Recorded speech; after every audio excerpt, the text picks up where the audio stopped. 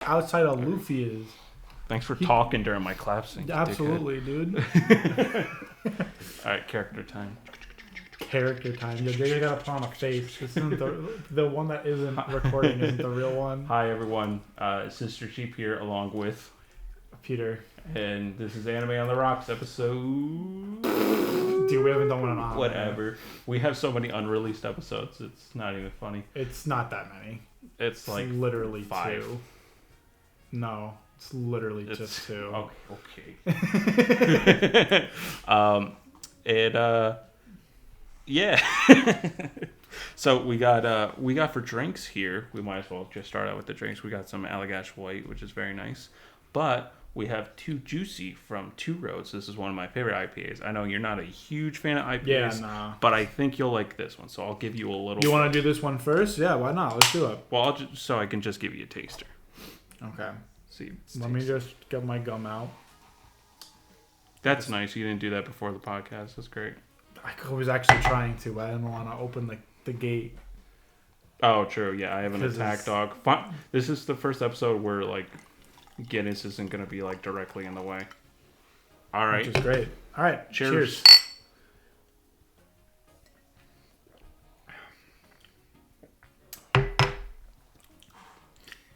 Yeah, I don't know what you like about these. It's not bad, though. It's not bad. Like, I've had really bad ones. I think it's because what happens is... This one's one of the better ones because it's very, like, juicy. Whereas, like, some IPAs are just like, hey. And it's just like, ow, all right. It's not even just that. It's more like the lie. I've definitely mentioned this on, like, not only this podcast, but, like, other podcasts we talked about IPAs. Mm-hmm. Where, like, they... Like, the one that pisses me off the most is, like, Voodoo Ranger. Really? IPA. I love Voodoo Ranger. It says, like, citrusy, delicious taste and everything. And I was like, yeah, let me try it. I love fruity drinks. My mind thinking of a fruity drink is, like, Seagrams. Yeah, no. Mike's Hard. This is way before even I started, like, liking beer. So, like, all that stuff. And I tried it, and I was like... I like spit it out. I was playing Cyberpunk when I bought it, when I was drinking it. So like on top of a shitty video game, like with a great anime though. Yeah, we could talk about that. Yeah, we could. Because I watched that. I watched it too. Oh, we could talk about that. Yeah. But so yeah, this is not bad. It's not bad. I think what's also helping is the gum, the minty flavor is masking what this really tastes like. Dude. All I did today was sit in front of my computer and just edit TikToks for myself and for a client that I'm working with. And what? Nothing. Oh, you want to edit the podcast? Shut the fuck up. No, I get it. I've had a couple of TikTok hits, and I'm like, oh, that means they're going to translate to YouTube, and they don't. Well, that's the biggest thing. Why don't we talk about this first? You know, let's get into some insider baseball. We always do this. We're like, all right, we're gonna talk about anime and stuff, and then we spent like the majority of it like with another unreleased one is the HBO one. We talked about HBO. Well, that was the whole. We did plan to talk about that though. That is true. Whereas this, we plan on. Why don't we talk? What would we tell the audience what we're going to talk about today? All right, One Piece. Initially, it was just One Piece. Then Vinland Saga for a little bit, or at least the new trailer. Cyberpunk now. We could talk about Cyberpunk. And I want to just release some insider baseball on the whole TikTok thing. So, YouTube... Are you going to go for more or no? I'll have a little more. Why not? You know what? You live just tell only me when to stop. Once, except I'm no longer saying Tell me when to stop. Just like go halfway with it. That's good. I've been told that's not even halfway. No. For me, I'm stupid. It's fine. I want it where it is, but like my mind was like, I've been told I have literally the perfect pour. That is a perfect pour. That's how you do it. See, JJ, pull it up. Show how you're doing it. Okay, all right. For basics, all right. Don't be naive. Don't just pour it like that. What are you 5? Yeah. What are you 5? You never had a beer before? With your little juice box with your little apple juice. This show's for men. This show is for men. Look at us. We're dressed in the most manly colors. No, so what you do is you tilt, right? with a can, you put it at not the halfway point, but like a good, I don't know, 15% right there. And then you pour, and as you keep getting closer, like if this were a full bottle and it was rising, then you slowly tilt it down. But because there's not a lot left in here, you just leave it at a good tilt. And no foam. Some people like a little foam at the end. That's fine. After you get done to a certain point, like right around there, if you want to just pour it out, get the foam, that's all right. Me, I'm not a foam guy, but, you know, I don't judge. Foam is only good on Guinness. But that's a perfect pour for you. But some insider baseball with TikToks and even YouTube Shorts. YouTube is not... Only listen if you're over 21. What? How about that? Oh, the alcohol? Yeah. Definitely. Nice disclaimer there. For the kids. Yeah. This is a kid-friendly podcast, but also for men only. But the YouTube is now going to implement in November, right around November or late December, 3 new tabs on the YouTube on your channel: shorts, live streams, and videos. Right now, everything's just under videos. Mm-hmm. So if you look at like a YouTube channel, oh, I see what you mean. Yeah. Like if you look under a YouTube channel, you'll see like, especially if they do all 3, you'll see like people clumping all like one video and then 15 shorts in between each video. An excellent example is one of my favorite YouTube channels called Comic Pop. Watch them. They do a show called Back Issues where they explain like a whole storyline of a certain character. My favorite one is Spider-Man One More Day. Sal is like a comic book expert. He's the guy who explains everything, and his 2 co-hosts, like Ethan and Ben, are like newbies, and they're like, oh my god, this comic line is so stupid, whatever. But what they've been doing recently is like what you're saying. They'll release one video and like 8 shorts, like simultaneously. So it's hard to like find, it looks cluttered. Video. Yes. It looks cluttered. Yes, yeah. But now YouTube's going to change it to where your videos, all of your long form videos will be on one page. All of your shorts will be on another page. Mm-hmm. And then if you do live streams, those will all be cataloged in that live stream page. That's really smart. All in 3 separate ones. They should have originally done that when it came out but now like with not only YouTube's now a 70-30 cut on both streaming and TikToks, like that's gonna... YouTube also has an amazing algorithm for being discovered. Like, just look at even some of our videos. Like, they aren't amazing hits, but for 2 people that are just starting, like 100, 200 views on a video. Yeah, like it's kind of crazy. My Toxic Fandoms is at 1.3K now. That's amazing. That's really good for like a first video. Yeah, it took a year, but still, it could still blow up even more. And that's the beauty of the algorithm outside of it also censoring videos. But it's really good for discoverability, whereas like sites like TikTok, well, TikTok has a pretty good algorithm too, but especially Twitch with like with their non-discoverability at pretty much like there's no point in live streaming.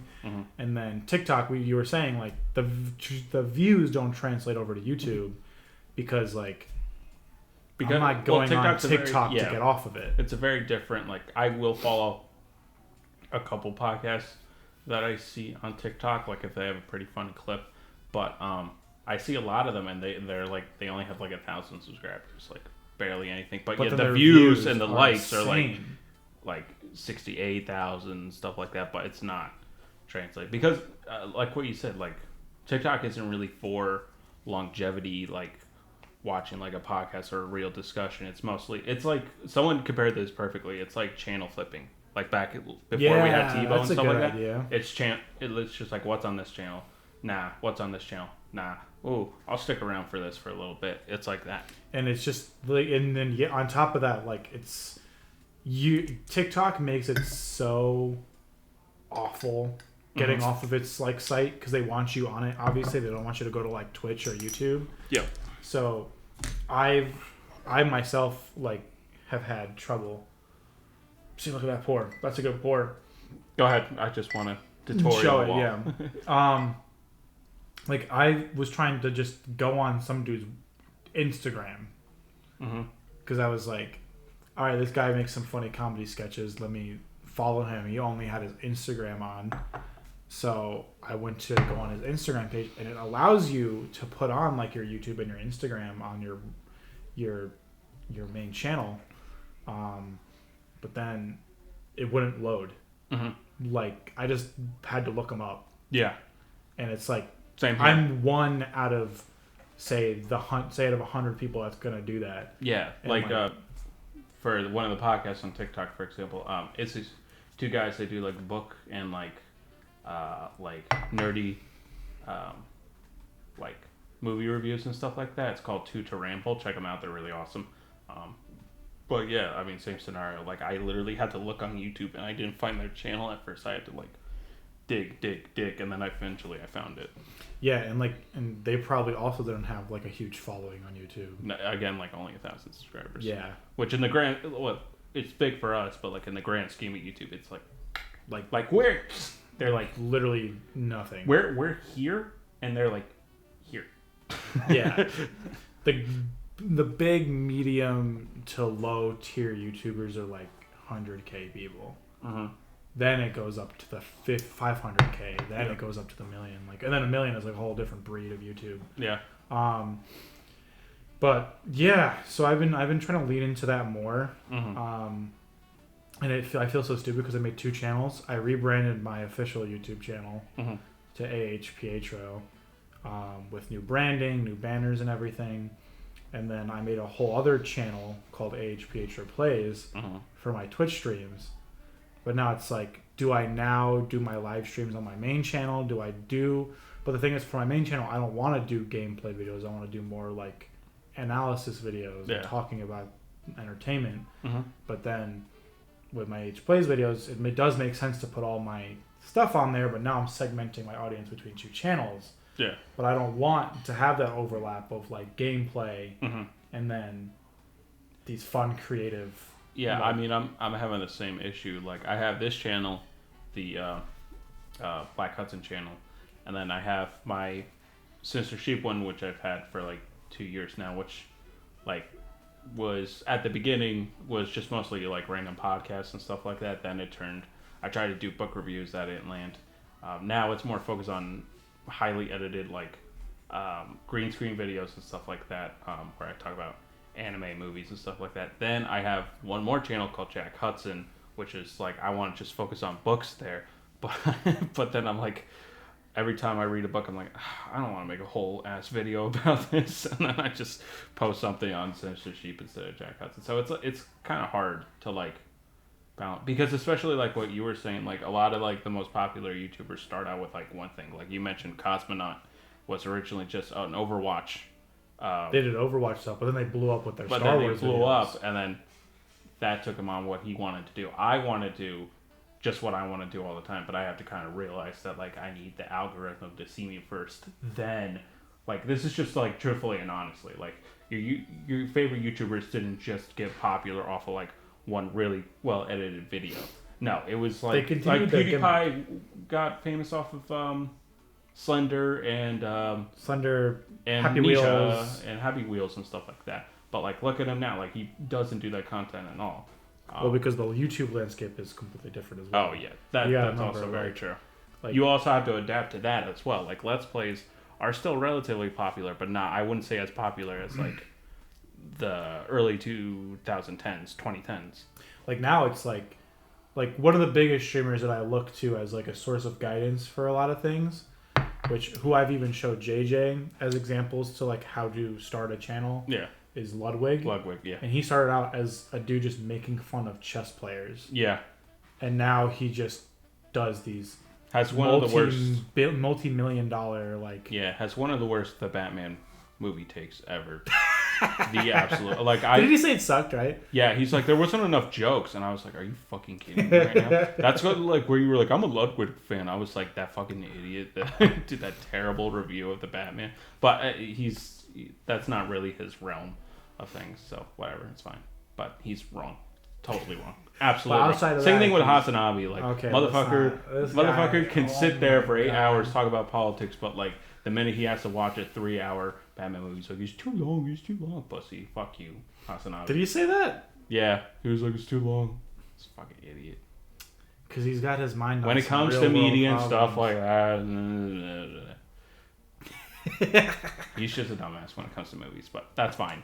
He's like maybe intellectually smart on like other things, but like what the thing that most matters, aka movies, total dog you guys shit. Are washed. I don't care if they're getting like 30, 40K live streams, bro. They're washed. They make no money. makes one bad Batman take. I'm done. I'm done with these guys, bro. I fucking hate Ethan Klein. I'm not gonna. Don't fucking start talking about Ethan Klein. We had a party here the other day, and my girlfriend just we both of us brought up. I love that your we had girlfriend, a conversation. Dude. Not in that way, but like I love Thank your you. girlfriend. I know. Like I'm so glad she calls you out on your bullshit on how he's a Hasanabi simp. You are 100%. No, yeah, I got really bad with it. I was like literally like dick riding him. Yes, you still are. Bad. Well, not as much. But I mean, I've never really dick ridden him as hard as I did with the name one thing you disagree with him on. Exactly. Case in point. All right. That's not dick riding. It just means I don't look at other people. All right. I don't look at other people. The only other person I get like my news source from is Philly D. I like Philly D. And even then, his views are very closely aligned with Hassan. But Peter, so we're here to talk about anime. Yeah, let's not start talking about politics. Why don't we start with the shortest one, which is Vinland Saga trailer. Yeah. We've both talked about Vinland Saga before on this podcast. And I would say let's keep this relatively non-spoilery. So just the very bare minimum.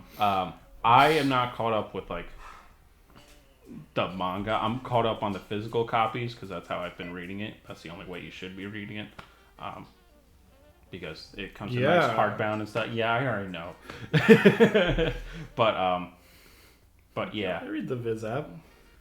They're not in the Viz app. I know they're not, but I'm saying like in general, I read some of my manga on the Viz app. Most of it on the Viz app. Only like Vinland Saga. See, look at that. That was a good ass pour. Vinland Saga and stuff, I don't. Yeah. Well, I mean, the mangas are $20 each, so I mean, I don't blame people, but I don't know. Regardless. Yeah. So this, what are your thoughts? Yeah, start off, JJ. I think it looks great because Mappa, obviously. God, those guys. Bro. I'll say what I want to say about Mappa after, but those poor fuckers. For real. Just R.I.P. to all the animators that will be technically credited, but not credited, if you know what I mean. Yeah. As in, like, all their hard work and labor will just go, yeah, you made a cool thing, now make more. Literally, yeah. Like a sweatshop type thing.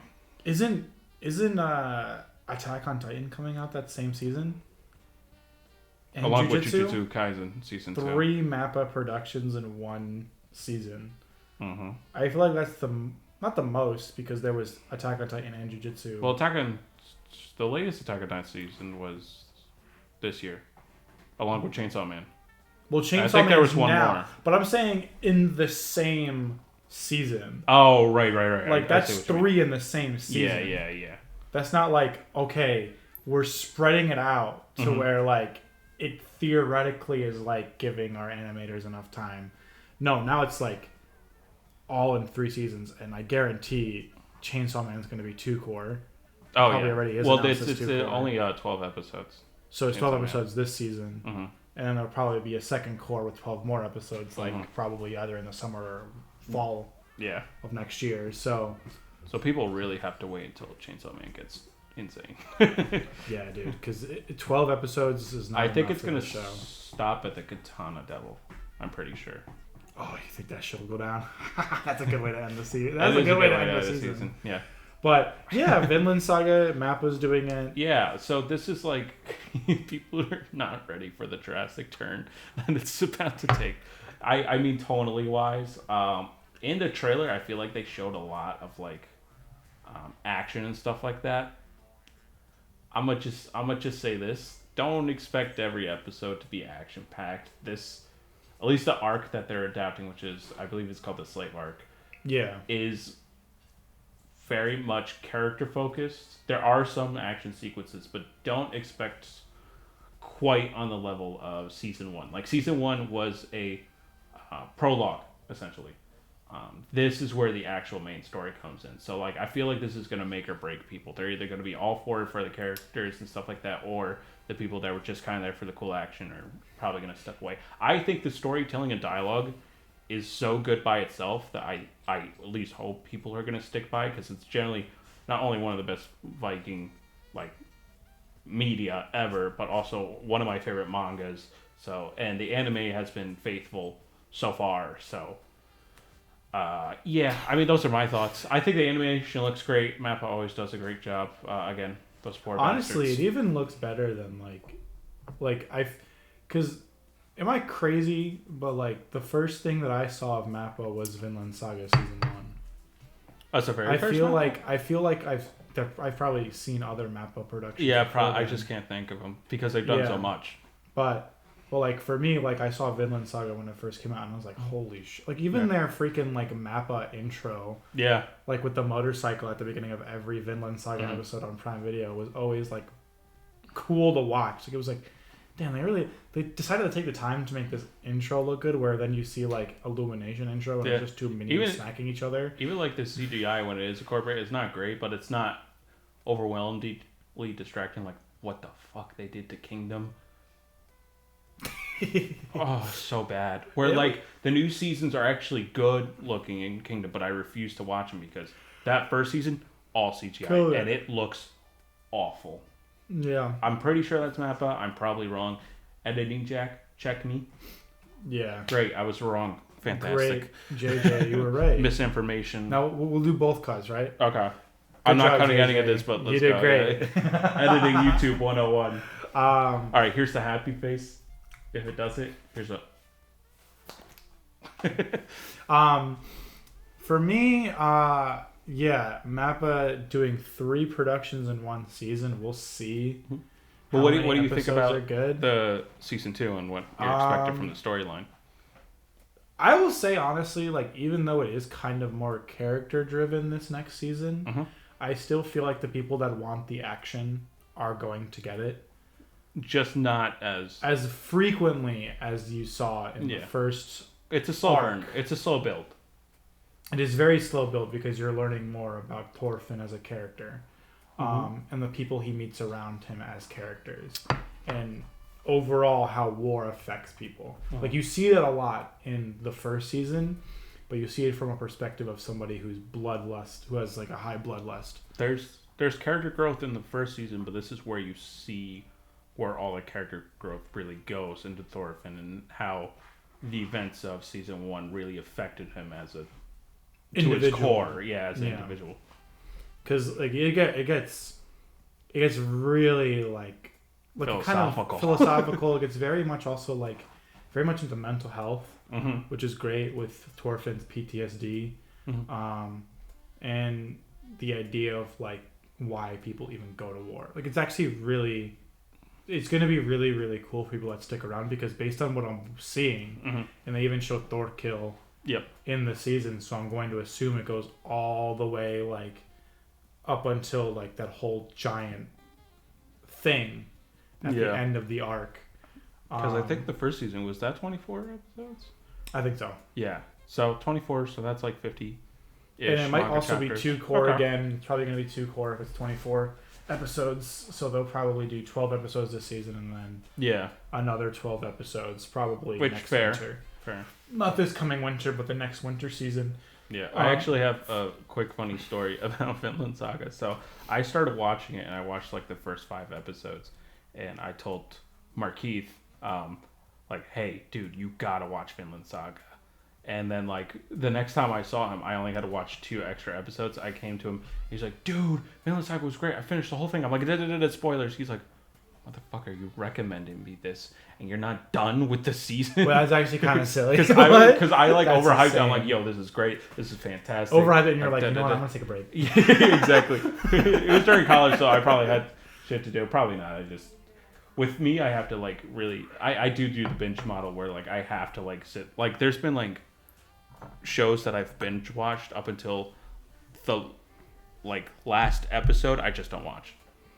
Like I just stop. That's happened. Episode. I don't remember what show I did that for, but I do that a lot. Yeah. Where I'm like, I have to be in it or finish it. Like once I have break of immersion, then I'm out. That's how I felt with She-Hulk.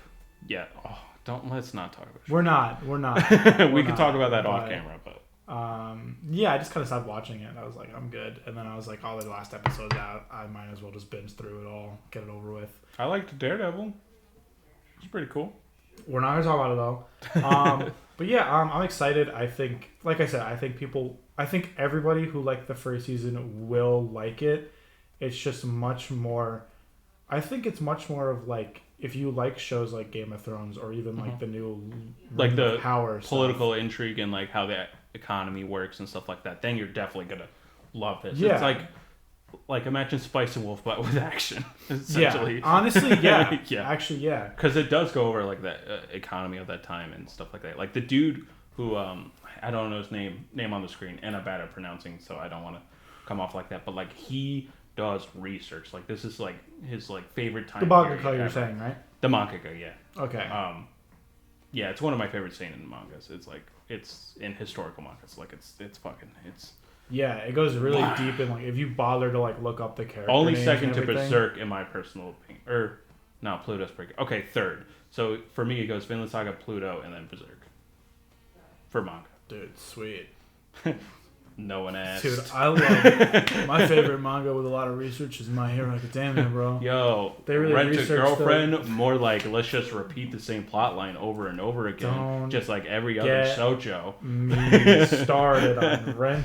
Oh, the movie theater arc is so good. Kill yourself. It is. Shut up, dude. No, it's not. It is objectively the best arc in the entire. False, what you just said. In the entire story. I mean, the entire shoujo no, genre. Oh god, no. Oh god, no. To even consider that arc as the best. I thought the clap sync would have been like, all right. Time to change the subject. All right, let's change the subject. Blue flag is better. Don't shut up, bro. You're like, let's get off the topic. Let's name things for people to keep talking about. Next thing you know, I was gonna say Fruits Basket, and I'm gonna be like, damn, I really can't wait for the new movie coming out this winter. Yeah, how much it's gonna suck ass. Dude, my girlfriend's mad because it's once again like with like the same thing with Violet Evergarden movie. Mm-hmm. It's like look at it. Something's look at it. He keeps trying to get off topic, and then something's up with Japan, man, where they're like, dude, let's have a 30-year-old man date a 12-year-old. Yeah, it's weird. But no, it's very awkward. A lot of that, like she's really. Oh no, all the time. Yeah, it's like, I don't even know how to feel about Rebecca from Cyberpunk. Oh yeah, let's talk about that. How the fuck is she like a kid? She's like, did you hear what Trigger said? So what? Like when CD Projekt, Trigger first. We're gonna spoil Cyberpunk. Oh yeah, spoilers galore. Please go watch it. It is like, it's fantastic. It's a 10 out of 10. Honestly, I love it. I think it's great. Rating. It's not a 10 out of 10 for me, but like it's really good. I was like, it comes from the same man who just supported Fruits Basket or whatever. Dude, you want to fucking fight, bro. You want to fight. But no, this is the first anime that's really actually like made me cry in a long time. Like, gotten visibly emotional. Oh yeah, dude, I bawled. Damn, I mean, I didn't even get that hard. I saw what happened from a mile away, what was gonna happen, but like it still fucking got me, man. But yeah, with her, I don't know. But with Trigger, apparently, like with Rebecca, CD Projekt, they were like, "Hey, can we remove the lolly?" And Trigger infamously say, "The lolly stays." Yo, they put their foot down. They're like, "Yeah, you can make these changes to the visuals, whatever. The lolly stays." They're like, "Yeah, you are right. We should have made the David's like abilities a little." All right, I guess we won't have. Game. I guess we won't have Keanu Reeves in there. All right, what else is on the list? All right, cancel the project. What's wrong? Cancel the project. How dare you? Yeah, like the Japanese translator is like, huh? Oh my god, he's saying words I don't even understand. You've triggered these guys to a point beyond any. And these are the same people who made Kill la Kill. The same people who made Kill la Kill. The same people who made fucking Gurren Lagann. Yeah. I want the lolly. The lolly stays. It's as somebody who's played the game, I have not played you the haven't game. Played I've never played the game, nor will I probably ever. Apparently, it's really good right now. Yeah, because it got updated to shit. Yeah. But, like, I do like the idea. I think what made Cyberpunk 2077 so lame is, like, the idea, like, because the whole Cyberpunk You're thing, just this nameless protagonist, and you're just walking around. You're cool as shit. You start up from the bottom, then you come from the top. But, like, there's not even like that. And it's not even like there's, like, any side characters that are like, oh my god, I'm so attached to this. It's just, like... As somebody who's never played it. Right. But from reviews that I've seen online, because I'm not going to spend $70 on a game if I don't know that it's good. $60, okay. Oh, sorry. Where they literally had to shut down the PlayStation or take it off the PlayStation Store because it was so bad. Sorry, I apologize for not wanting to come on, spend my will. I will spend $30 to $60 on Berserk manga this big, but I draw a line. When it comes to a broken video game. When it comes to a broken high video morals, JJ. Thank you. Doing the bare minimum. But like I did think a lot of the things were very cool. Like seeing some characters from the game in the show, like Adam Smasher, and even thing is I haven't played the game in so long. There's the woman in the yellow jacket who's sitting at the bar and just like raises a glass to David. She's one of the main characters in the game. Very important to the storyline of Cyberpunk as a whole. And this story takes place a year before your character shows up in Night City, or at least becomes an important role in Night City's crime life. Yeah. But that's the thing, like, a lot of the stories in Cyberpunk, in the games, the board games, and even the novels, there are obviously big, important characters. But a lot of how you play boils down to, like, the characters' personal journeys. Like, even Johnny Silverhand, you learn a lot more so in the books. Or in the, not the books, but the board games. And obviously you do learn about him more in Cyberpunk, but it feels very disingenuous because you're supposed to play as V, but in the game, he's in your fucking brain. Right. Johnny Silverhand. And it's like, do you, like, it's just, it feels very weird. It doesn't feel like a good cohesive story. Like disjointed. Yeah. Whereas in Cyberpunk Edgerunners, like, you enjoy watching the story of David because I think they gave him it's kind of like what they should have done is something more along the lines, if they really wanted to play on the edge of the MMO, or not MMO, but the RPG aspect of the world, they should have gone with a Geralt route rather than making it a specific... I disagree. A character that is customizable. Because think about, like, I don't know. I guess that's not a good example. But maybe like GTA. No, like I like, this is what I like about the video game, like, shows that are coming out now and stuff. It's just like you could be completely removed from the video game. Like, you don't have to play the video game at all. Like, that goes for Castlevania. That goes for Arcade. I'm saying the game should be more like the show.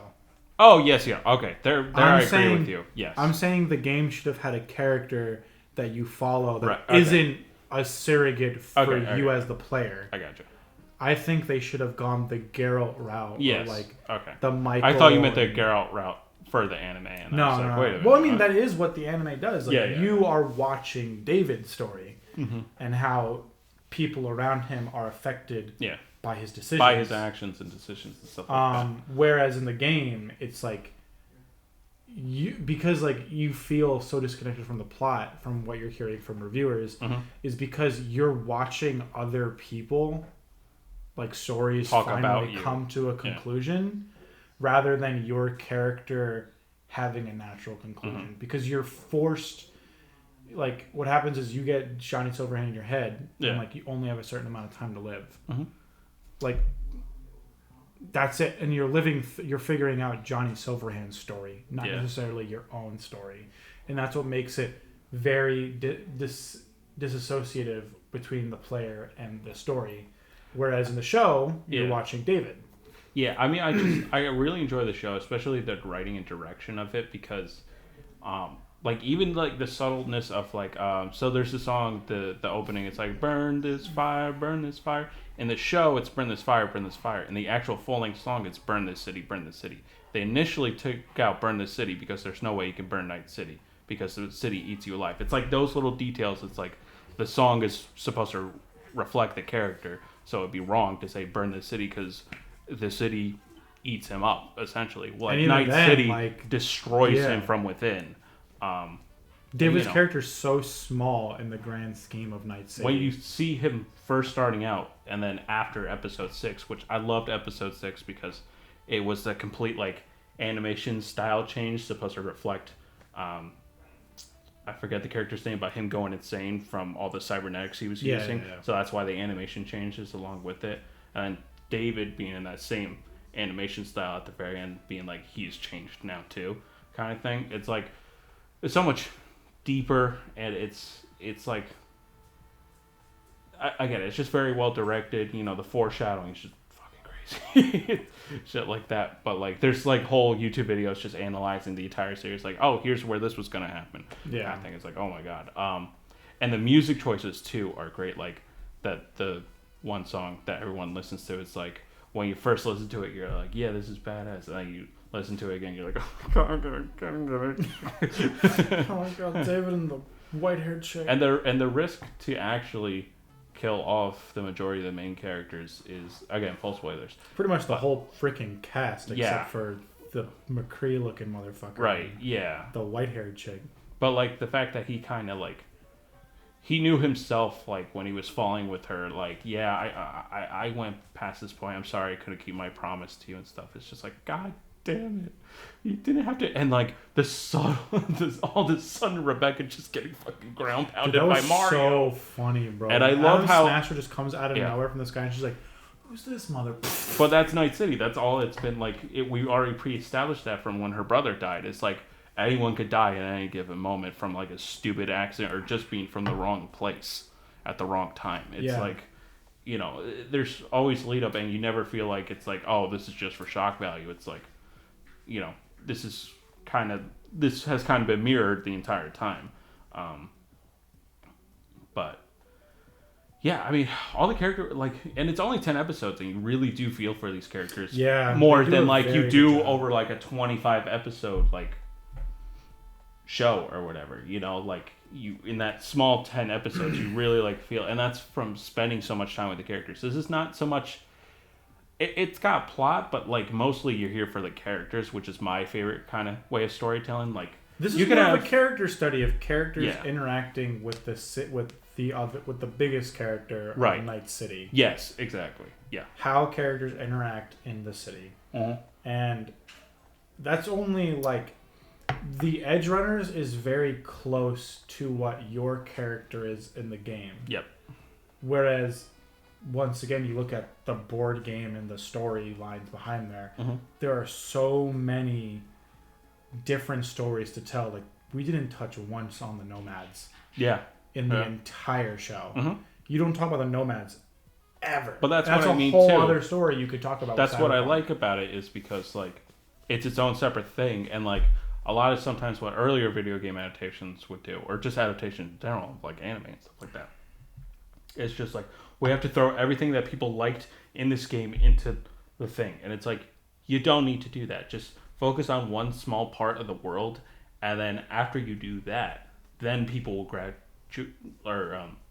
gravitate toward your main game, essentially. Yeah. Like,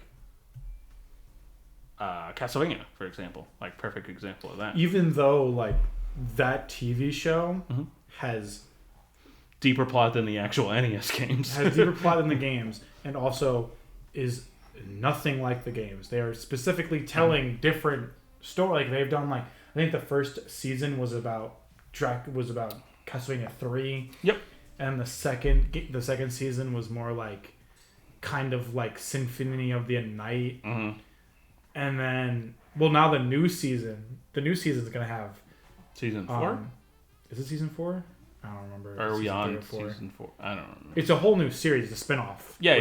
No, I know. Which is, which is telling the story of Richter, who's one of my favorite Belmonts, and like he is very much associated with being a side character, rather than a main character. You never really play as Richter except for the beginning of Symphony of the Night, and it'd be interesting to see if they even continue on the idea of Symphony of the Night in that game or in that show. But that's the thing, like they take liberty with the lore of Castlevania. That is kind of interesting. Like, where do anime video games go now? Like, anime adaptations of video games go now? Like, what would you kind of like to see? I'm always a big fan. I've been a big fan of the Mega Man X franchise. Are you saying video game adaptations into anime? Like video game exists and an anime is made from it. Like Cyberpunk examples. So video game came first, anime came second.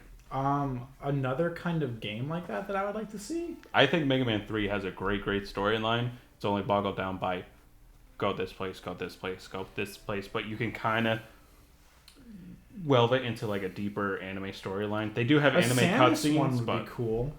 Like a Metroid one? A Metroid one I feel like would be really cool. Metroid would be good. Metroid would be a good one. You could even just make it like Problem pretty is, she quiet. doesn't really talk to other characters. You could do that fine. You could do visual storytelling. I know, but I don't think a whole series would work. I think a quick 3 or 5 episodes. Yeah, I don't think a whole and you would probably have to that could be annoying though, because you would have to they would probably invent some side character being like, "Hey, Samus, we need to go this way." Thing. And then it just ruins the immersion. Now we actually think about it for a second. That's a terrible idea. I was only saying it for like, like a Bloodborne or like a Souls game. Yeah, exactly. Yeah. One of the Souls games. That would be great. Infinitely better. Or like a Souls anthology. You can even go anthology with it. Yeah, because what's just like Cyberpunk, there are so many weaving fucking stories that you can read about in the lore and talk about. Anything else? I mean, the Souls game, Bloodborne would be so much cooler though, because Bloodborne Victorian era is. And I feel like people like Bloodborne more than they do Dark Souls. Well, honestly, because it's just so different. Yeah, it's just a different way of playing the Dark Souls games. Or even Sekiro would be. Nah, Sekiro's pretty much got a solid storyline. Yeah, you're pretty much playing the story. It's like when they're making this only game. They're making this Last of Us show. I'm like, I'll just play the video game. I have the whole story. Well, why would I do that? There's a whole other thing that we could talk about with video game adaptations as a whole, which is like, because like for me, we even talked about this on the podcast we made 2 years ago at this point. About The Last of Us. I fucking hate the gameplay, but I wouldn't mind watching the story. Like, and that's a lot of people. I'm not the only one who thinks that. No, I know. There's a large majority that don't think the gameplay. I was going to be snarky about it and be like, there is a wrong opinion, but I feel like I played that game right when it came out. Like, eventually, I'm not going to do it this year, maybe not even next year. Eventually, I will replay part 2 just to be like. Like, it's 25 hours of your life gone. Don't do it. Well, I could do mission select. Play a better game. Play a better game. I'm telling you right now. Play a 25 isn't bad in the grand scheme of things. If it's for something you enjoy. True. All right, good point. Like somebody who's played 800 hours of Destiny, I've enjoyed all of. I've surprisingly enjoyed all of those hours. Now you're trying to pull me into Gundam like I pulled you in with actually, One Piece. Destiny is making an anime and a live action show. I did a perfect layup for a transition to One Piece, and you just smacked it down to sorry, I was still thinking about video game adaptations. I'm sorry. But I'm sorry. I'm sorry for staying on topic. I apologize. But to kind of round out this conversation of Cyberpunk Edgerunners, it is very good. We didn't really talk spoilers, but no. Well, that's good. Go watch it. Yeah, I think we may have spoiled one thing. Mine's a 10, or maybe not a 10, but like a 9. It's pretty close. It's really good. I would say it's like an 8 or a 9. Overall, very good show. I think, especially if you like shows like Blade Runner, Cowboy Bebop, all that stuff. Like you'll probably enjoy this. Probably enjoy this. It finally feels like a punk show. Like a lot of shows try to be punk, and then it's just like, oh my god, that's the other thing. Oh my god, you mentioned the opening. Like that was like a huge, like a such a good opening, and it gives you a very good tone of how the story or how the show's gonna feel, aesthetics wise, not the story wise. Yeah. But yeah, good show. Highly recommend it. But you know what's even better? Probably, I'm making a video about this, about One Piece. Yes. Probably the best show in terms of character-driven drama. Mm-hmm. One Piece, baby. Yeah, I finally got you into One Piece. Well, so I did early on, but you did it yourself pretty much. So essentially, yeah. If I could go on a short little story, I had to pretty much force beg Markeith to watch One Piece, and now I'm kind of regretting it because I even told him in the beginning, like, Markeith, you can, like, during each arc, you could take a little break here and there. Oh my god, because I saw this recent arc that I've read. Yeah, like, you could just, okay, I read this, I'll take a break and go back to right where you were, and you won't even miss a beat. A lot was shown in anime. Sometimes you're gone for a long time. You're like, what the fuck? Do I have to reread chapters? Well, One Piece, once you finish an arc, take a break and start a brand new arc, it's like everyone's pretty much the same. Cool, 10 out of 10. Like, we're going back in. So he hasn't even, and we were talking earlier on, like, in one of the earlier podcasts about like how hyped we were on Chainsaw Man. He's only seen episode 1. He hasn't even seen episode 2. Bleach, he hasn't even watched any of Bleach. And like I was like, oh, you should watch this. You should watch this. He's like, I'm watching One Piece. And I'm like, okay, like can you take it? He's like, no, I'm reading and watching One Piece. I'm like, you can take a break, you know. He's like, I'm almost done. I'm watching One Piece. I'm like, almost done. Man. And this is 2 months ago. He's almost caught up on Wano now. How far is that into the show? Into episode wise, it's like near the 1,000 episode count. Oh, or wow. Not 1,000, but no, because 1,000 just happened. So I would say like 900 range. No, that's still bad. Yeah, a lot. I created a monster. Yeah, you really have. Because for me, like my story was pretty much. But ever since he watched One Piece, now he's gonna read Wano. He got a boyfriend, so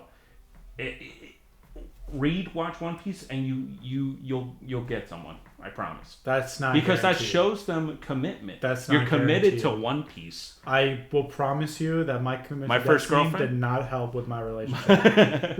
No, that's a bad addiction. That's a bad commitment. One Piece is a great commitment because it has character and stuff. Destiny has soulless characters. Sure. And it's for somebody who's never played it, definitely. Yeah. Definitely. You wouldn't call me out like that. But for my story with One Piece, JJ did tell me to read it. So I decided to pick it up. I think this was back in November of last year that I picked it up for the first time. I was going to a trip in New York. I was on a trip to New York, and on the train, I was reading up. I read up to like chapter 20. And I was like, I don't give a shit. Yeah. I don't give a shit. Sure. I don't care enough for this. How many more chapters? 1 billion? All right, I'm good. I'll wait. JJ said I can take my time with it. And I am actually I am considering that. And I kind of jumped back in starting my new job because of how boring it gets being there. Yeah. So I was like, all right, I'll probably check out. Is the One Piece real? I guess there's only one way to find out. One way to find out. I was like, screw it. Let me just give it a chance. And reading the Bugsy arc was very fun. Orange Town, yeah. But then, like, I started getting more and more invested in the characters. And this is one of my biggest takes. This is a hot take or a take? I made a whole video about this already that I'm posting because it was more on a live stream rather than like me scripting it. Because a viewer or a chatter asked me like, what is my ideal anime? Because I mentioned One Piece. And my ideal anime is a character-driven story. A character-driven drama. And obviously, yes, One Piece is made for 2-year-olds that are brain dead. That's why there's a lot of action. Relax before you freak out. Bare minimum. I'm gonna zoom in on the edit on my face. Just give me the edit. Bare minimum. Hear me out. Bare minimum. The audience that they have to get invested are the 5-year-olds that are reading shonen, or at least the middle schoolers that are reading shonen. Shonen's audience is children. Here's the thin line. You're treading very. Don't forget that. Do not forget that. It is true. Shonen is aimed for younger For audiences. kids. That's why there's Chainsaw Man, very kid friendly. Well, that's the thing. Shonen has evolved dramatically since the. You have to remember, since '97, obviously. Has evolved dramatically since the release of One Piece. Mm-hmm. So its audience initially was kids. However, I forget. Is it Taita Kubo? No, that's the author of Taita Kubo is Bleach, right? Ito is One Ito. Piece. Thank you. Ito. Was like, yeah, I'm still gonna make them think though. Yeah. I'm still gonna make my readers think about the characters and why they do things. Like, genuinely. And about questioning your government. That too. With Robin, oh my god. Robin's such a cool character. I haven't gotten to her story yet. Too deeply, but I know. Yeah. I know enough about... I'm not a moron. I can figure out the context clues of her story.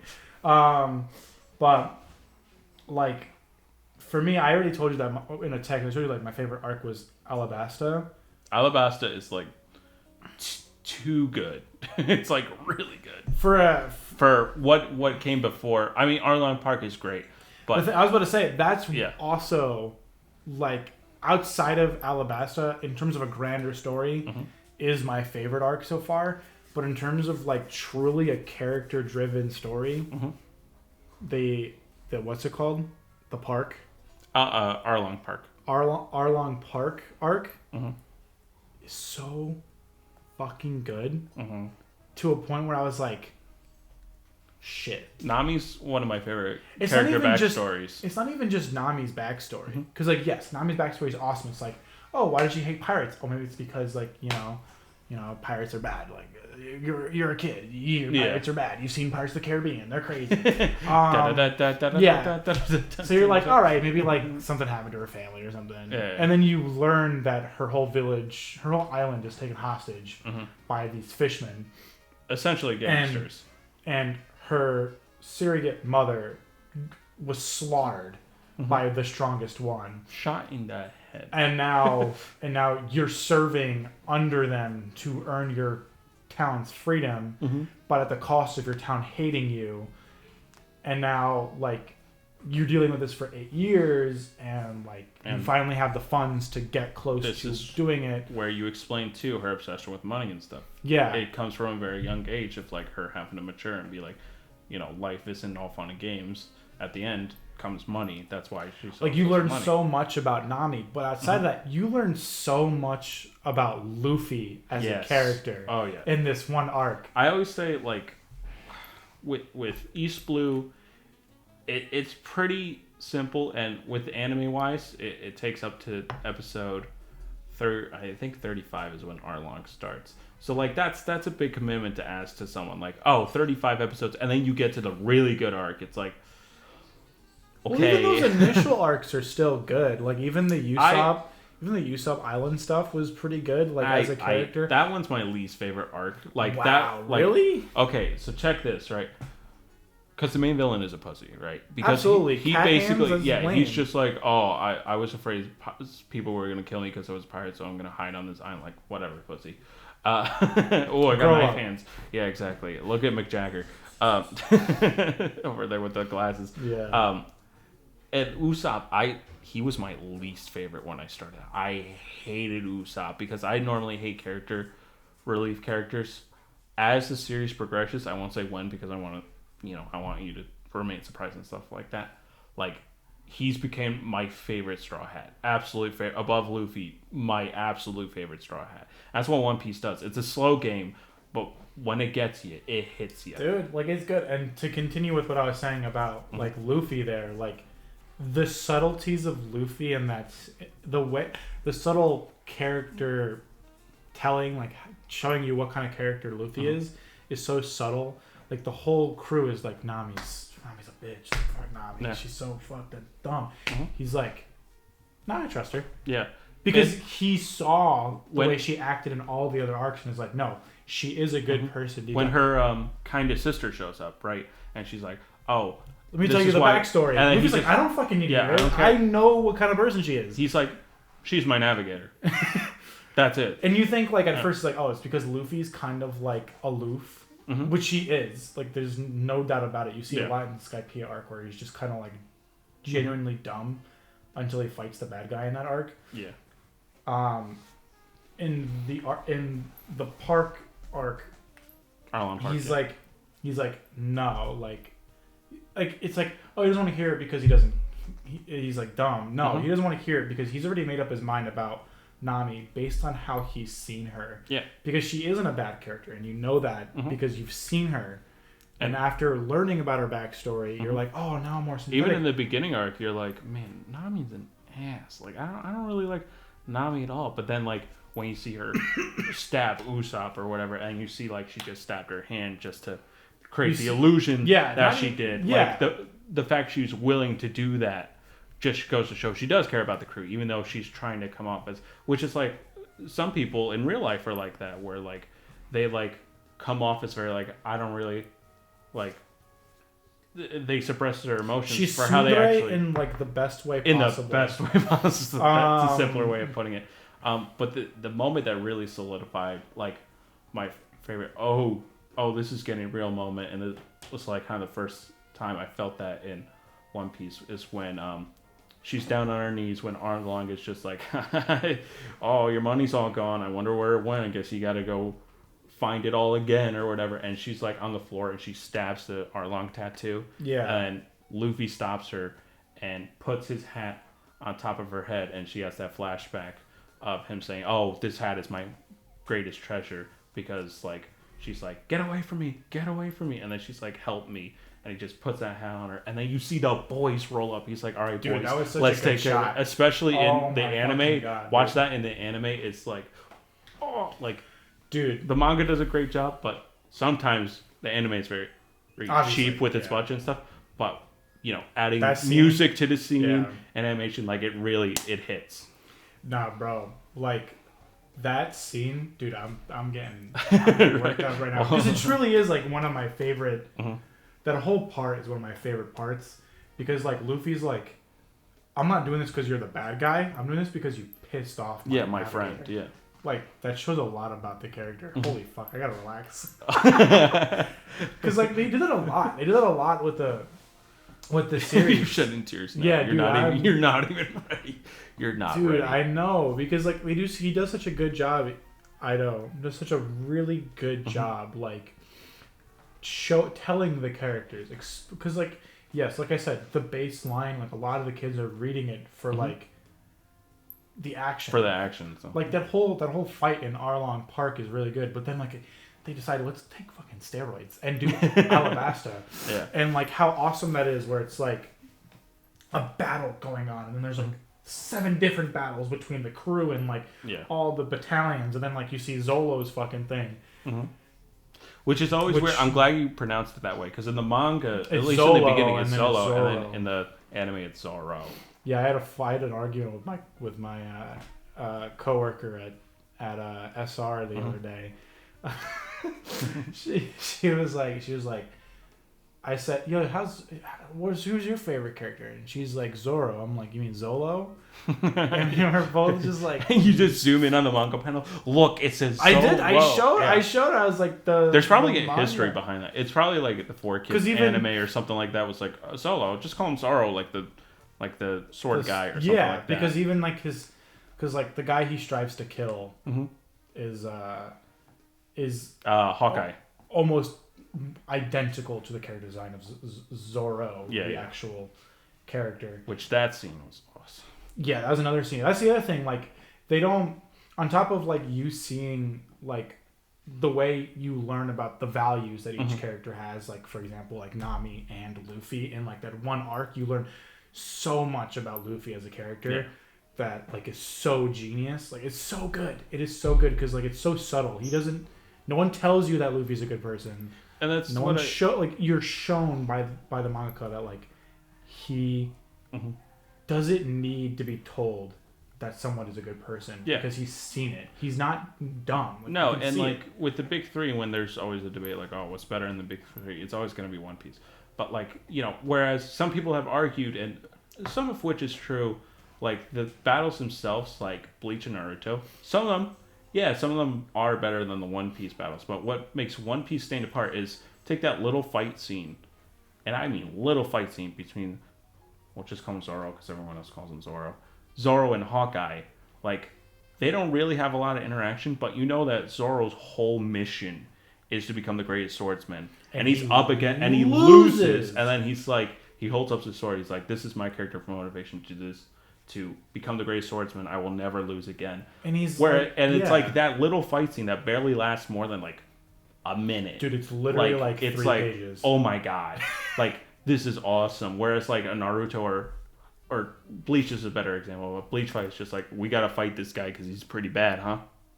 Yeah, that's the thing. Because he's the henchman to get to the main boss. That's the thing. Like, all the characters, like, they're not just fighting. Every fight is predominantly, I won't spoil, but predominantly every single fight has a meaning behind it. Like, there's a reason for those two people to be fighting. It's the personal stakes, bro. It is the personal stakes of the stories that he does so well. Mm-hmm. Like, yes, like the Alabasta arc.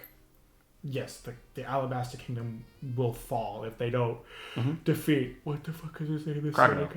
Crocodile? Yeah. If they don't defeat Crocodile.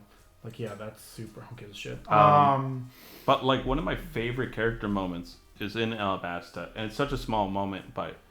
and it happens, I think, relatively in the beginning. It's the old man in the desert, right? Yeah. And throughout this point, Luffy with like food and water and stuff, he just wait. He's like, oh my god, I ate all the food. And the crew's like, what the fuck? We have no more fucking food left, you idiot. Like, why would you do that? This man is solely dependent on having water in his little... Oasis town or whatever. And Luffy understands that this man truly, truly needs it. And he helps him because he respects him so much to like help him out with the water situation. So it's not that he's stupid. It's just like he has different priorities and he knows right from wrong kind of thing. And that's like such a telling character trait of Luffy. And it's in just a small little moment of how he acts with food and drink with his crew and with like someone who desperately actually needs it. And oh my god, like genuinely, like he does it a lot in a lot of the arcs that I've noticed where he like with the Nami arc, with the Arlong Park arc, he fights for Nami. In this one, yeah, he's fighting for what's her name, Faye?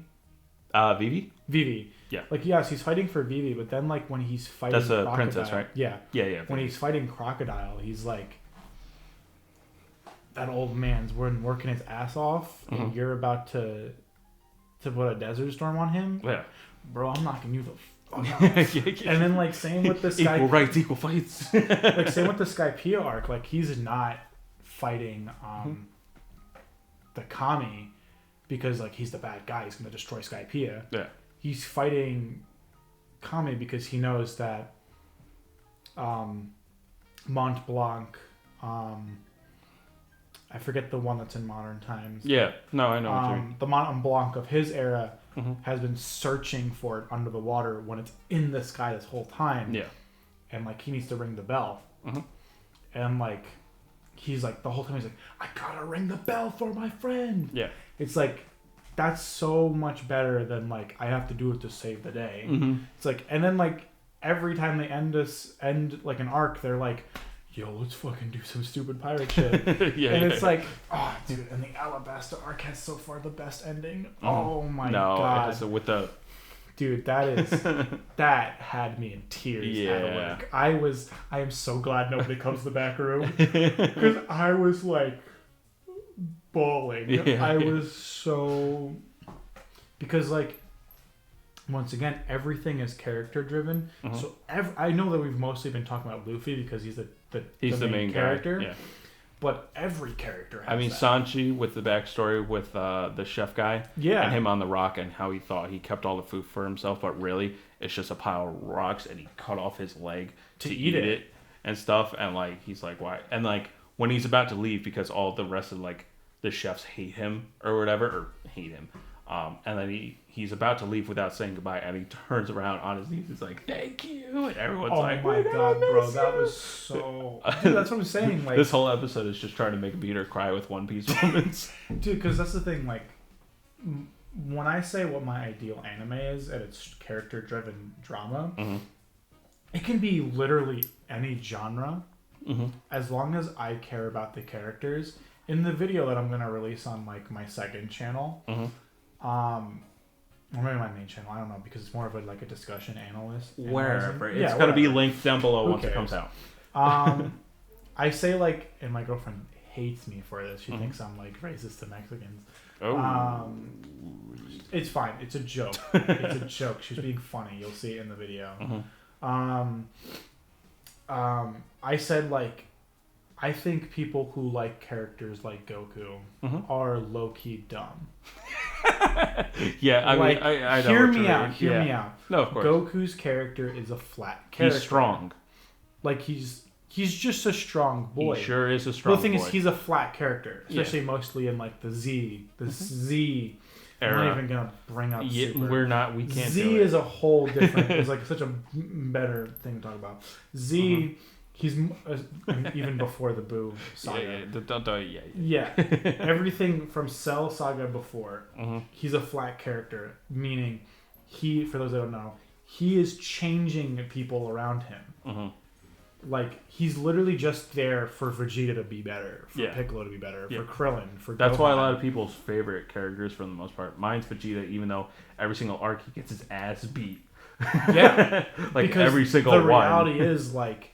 Most people like Goku. Yeah.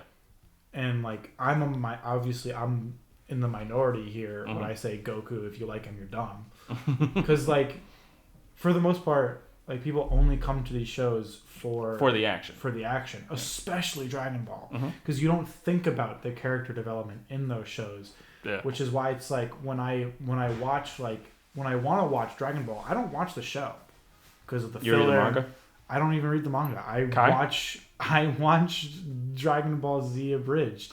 That's true. That's a good point. Yeah, because like it's a legit way to watch the show, and they get the characters more, and sometimes they're even more in depth than the actual anime itself. And like it's really funny when you read like some of like the stylistic changes between how Goku is interpreted. All the DBZ fans will call you crazy, but like legitimately, like sometimes I love Kai because it cuts out all the filler and shit. And it has better voice acting. But like honestly,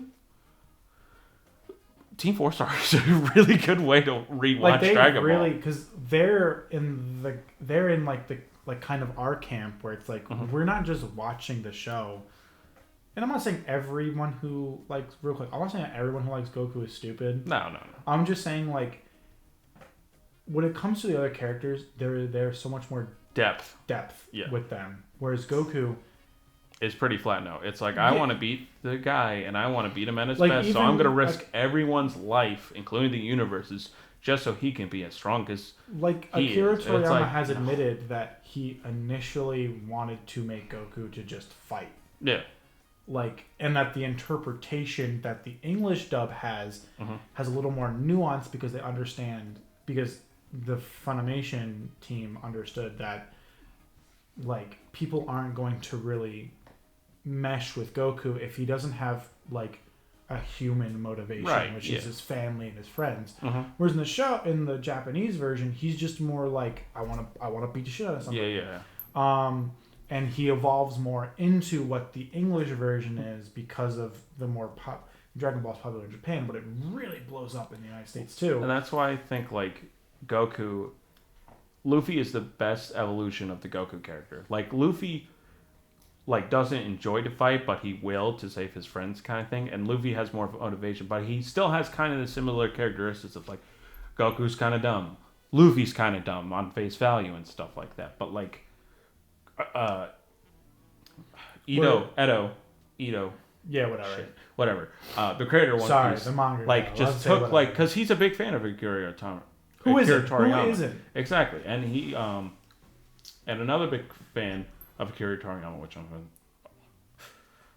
he's kind of a pedophile. The guy who made Rurouni Kenshin was a huge fan of Dragon Ball as well, and Ito actually helped out pen that. That's how he got his start in Shonen Jump. Is he helped with pages and stuff like that. Yeah. He was a manga assistant.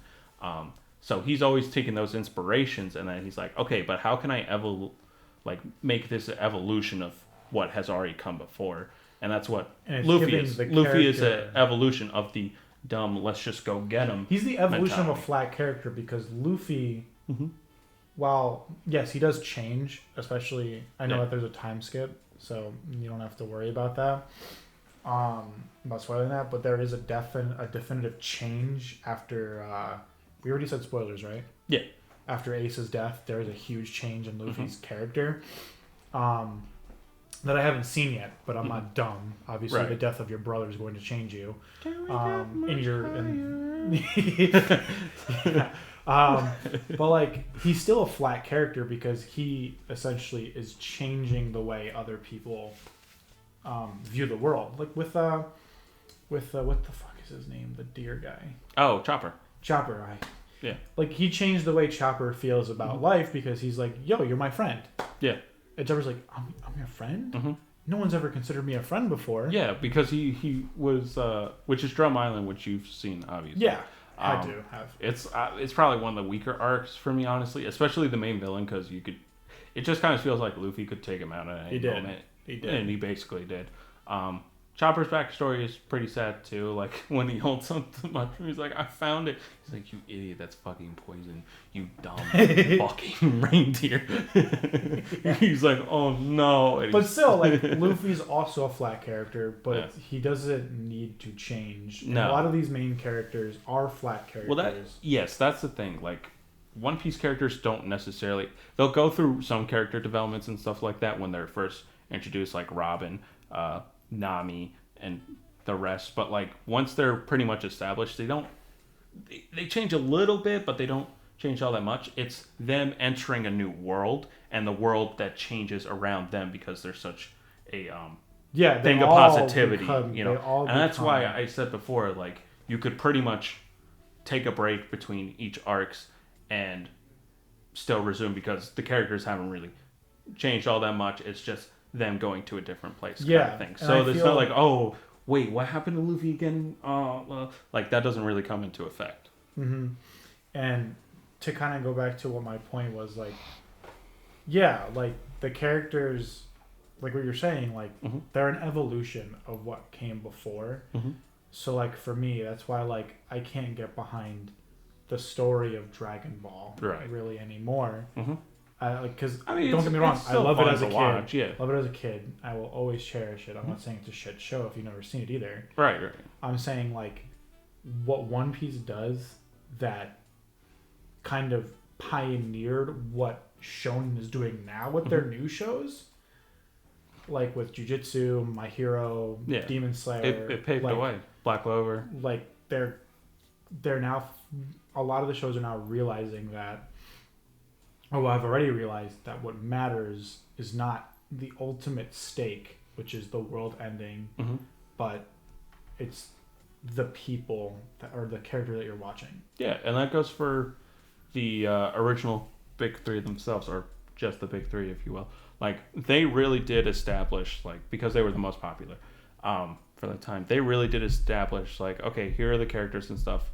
Now, for the new people, go expand on these. Like, say what you will about Bleach, say what you will about Naruto. Like, they set a foundation. Like, Naruto set a foundation of the ultimate underdog story.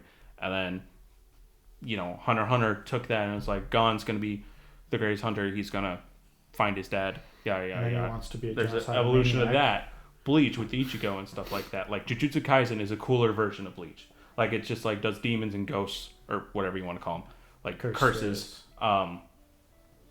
Like, it takes the coolness of Bleach, but actually it's character development in it. Yeah. And, like, and even more intense circumstances. Yeah, and even while the manga because, like, was kind of slow. Bleach, I love Bleach. Okay, it's cool as fuck. But, like, it's just like, wow, cool things are happening. 10 out of 10.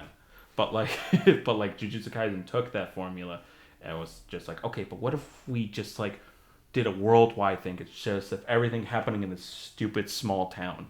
Literally, they don't escape from the small town. It's like everything. Oh, the town's gonna be destroyed. Oh, it's a town. This is the world. It's a town. Like, but even still, like, they make it. They, like, you could make that interesting. It's just they didn't. But they didn't. It's just like, oh, Ichigo's gonna lose all his powers. And he's gonna get him.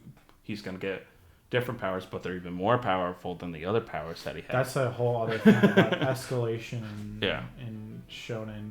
That's what I mean. Like, Shonen's taking. I've brought this up so much on this podcast. Mm-hmm. Escalation is a big problem, not just in, like, anime, but, like, everything. Yeah. Everything we watch and play. Well, that's why people are gravitating toward anime, because it's actually original ideas and being like, oh wow, there's an actual original idea. You can have a basic idea like with the Marvel stuff. You can have a basic idea that's been played out before. It's just, how do you get me to care? Yeah. You have to play on that. You can still do the quote-unquote hero's journey, which a lot of these shows do. Like, like why did Demon Slayer, when we did that podcast in April, was it this April or last April? It was a while ago. It was a while ago. But why did Demon Slayer get like 10 out of the 12 spots for most sold volumes?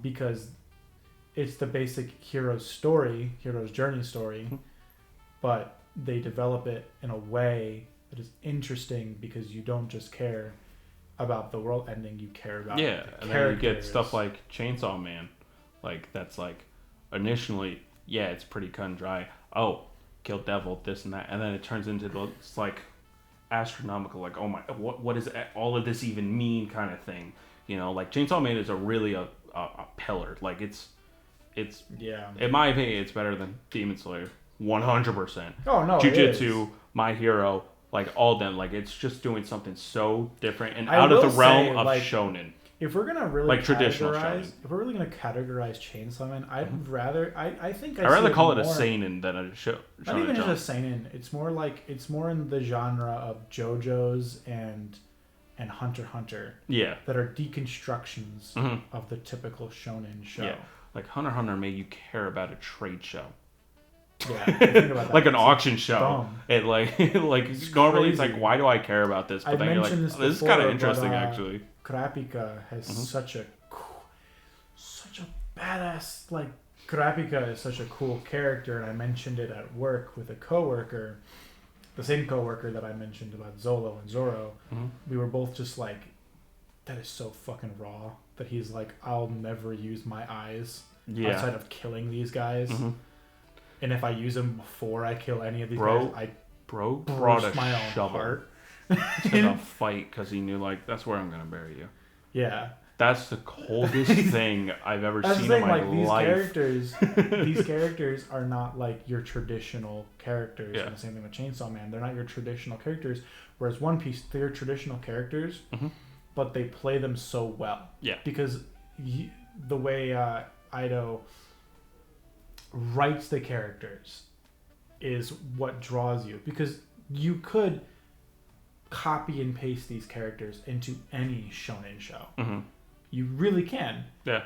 Because a lot of the shows have the same tropes. But dumb main protagonist goes into school. There's the trio. One of them's always the girl. Yeah, the one of them is the stuck up, aka the bad boy, the edgy kid. What's his Sasuke. You got your Sasuke character. And literally, you got your Naruto thing. You got the cool teacher. Yeah. Like, even My Hero suffers from that too. Kinda like to a lesser degree. Yeah. But still, it's there underneath the surface. Jujutsu's more alike to Naruto than than especially with fucking Goro or Gojo. Forgot his name because he's been in a box this whole fucking time. You don't get it. You'll only get it if you get it. A metaphorical box. Yeah, metaphorical box. But yeah, to kind of wrap it round out. With this, One Piece is the best. I would still say don't. I mean, okay, you can, if you want, watch One Piece first, and like, totally understandable. But I honestly, if you're first starting out, I would get some Naruto, Bleach, and stuff like that under your belt as well. Just starting out. Yeah, one of them, not both of them. Just to starting out, so you finally where it clicks that evolution. Because if you just watch One Piece first and try to watch you're jaded. Suck. Yeah, these shows suck. Where you kind of have to understand, or at least this is my approach again. You don't have to listen to me, but camera, you don't have to listen to me.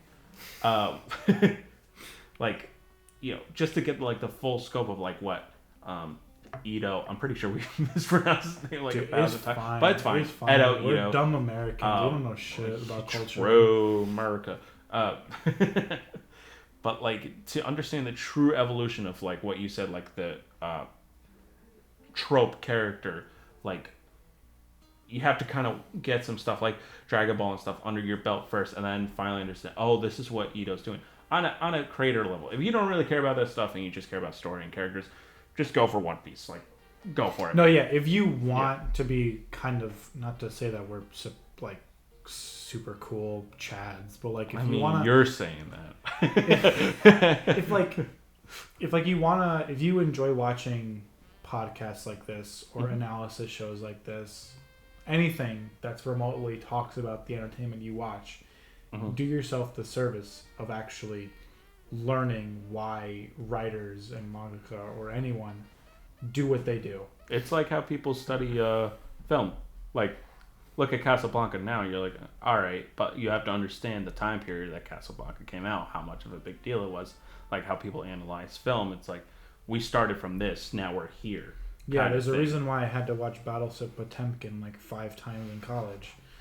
Fucking god damn it, that movie's so boring. Or Stagecoach. I cannot. Didn't have to watch that. I will never watch Stagecoach again. I'd rather I did a whole course on Douglas Sirk, who's a very influential German director. Movies, boring as fuck. I thought they were great. I love all his movies. No, I'm just saying older movies. Oh, older movies in general are kind of boring. I just misplaced where I said that. But yeah, if you want to do the service for it, like, yeah, do what JJ's saying. Really. Or if you want to get on the hype train, just fucking watch One Piece. But yeah, if you just are looking for a good time, a good, like, you want to cry for a little bit, you want to have fun, you want to care about some characters for a minute, you could take the healthy route. Like, you can watch other stuff like Chainsaw Man, Blue Lock, all the other stuff coming out, like what Markeith should be watching. Or you can be like Markeith and not take breaks and just watch, he hasn't watched anything else, just One Piece. My brother's like for that too, 2 months. My brother's like that too, where he's like, be careful getting him into One Piece. Just be careful, because he's never going to do it. My brother's very stubborn on that. He's like, he's got 2 things.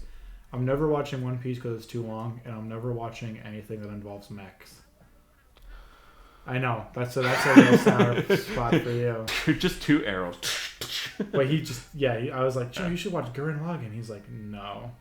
Definitely. It's got a mech in it. If he's not into Gurren Lagann. Oh, no, he watched it. He watched Gurren Lagann. You can't even convince him to watch. I couldn't make Gundam. him watch. He couldn't watch Code Geass, which I think is another good, like, entry level. It's not even that long. He doesn't the second season's kind of shit besides the last 4 episodes, but yeah. He doesn't like mechs. Why?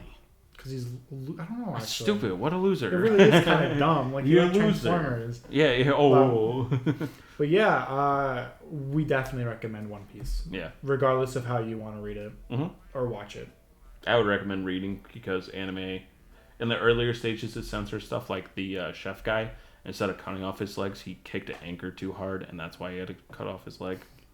My friend it's really dumb. My friend showed me an episode where Luffy puts on, like, a perm or whatever, and, like, Usopp is talking to him like some, like, black stereotype coach. Yeah. And I was like, damn, the Japanese had no chill. No. I showed my coworker an image of Jinx and King Popo from and she was like, they did that? Yeah. And I was like, yeah. They're still kind of doing it with the Promised Neverland, that one maid lady. Oh yeah, with their giant... Like, Markeith was just like, excuse the fuck me.